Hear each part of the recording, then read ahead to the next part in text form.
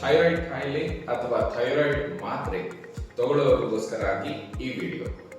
ನೀವು ನಿಮ್ಮ ವೈದ್ಯರನ್ನು ಭೇಟಿ ಮಾಡಿದಾಗ ಪ್ರತಿ ತಿಂಗಳು ನಿಮ್ಮ ಥೈರಾಯ್ಡ್ ನ ಮಾತ್ರೆ ಡೋಸೇಜ್ ಅಡ್ಜಸ್ಟ್ ಆಗ್ತಾ ಇಲ್ವಾ, ಅಥವಾ ಜಾಸ್ತಿ ಆಗ್ತಾ ಇದೆಯಾ ಅಥವಾ ಕಡಿಮೆ ಆಗ್ತಾ ಇದೆಯಾ, ನೀವು ಆಹಾರ ನಿಯಮಿತವಾಗಿ ಮತ್ತೆ ಕರೆಕ್ಟ್ ಆಗಿ ಆಹಾರ ತಗೊಳ್ತಾ ಇದ್ರೆ ಕೂಡ ನಿಮ್ಮ ಥೈರಾಯ್ಡ್ ಡೋಸೇಜ್ ನ ಏರುಪೇರು ಆಗ್ತಾ ಇದೆಯಾ, ಹಾಗಿದ್ರೆ ಈ ವಿಡಿಯೋ ಪೂರ್ತಿಯಾಗಿ ನೋಡಿ.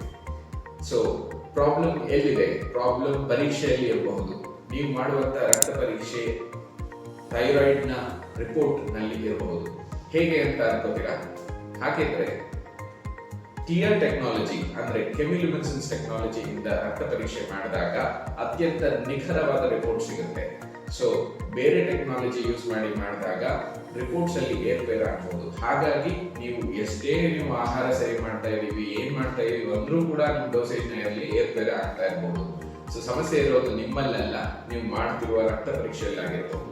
ಹಾಗಾಗಿ ನೀವು ಎಲ್ಲಿ ಪರೀಕ್ಷೆ ಮಾಡಿಸ್ತೀರಾ ಮತ್ತೆ ಯಾವ ಟೆಕ್ನಾಲಜಿಯಲ್ಲಿ ಪರೀಕ್ಷೆ ಮಾಡಿಸ್ತೀರಾ ಅನ್ನೋದು ಬಹಳನೇ ಮುಖ್ಯ ಆಗುತ್ತೆ. ಸೊ ಹಾಗಾಗಿ ನಿಖರವಾದ ಪರೀಕ್ಷೆಗಳನ್ನು ಮಾಡಿಸ್ಕೊಳ್ಳಿ ಮತ್ತು ಆರೋಗ್ಯವಂತರಾಗಿರಿ.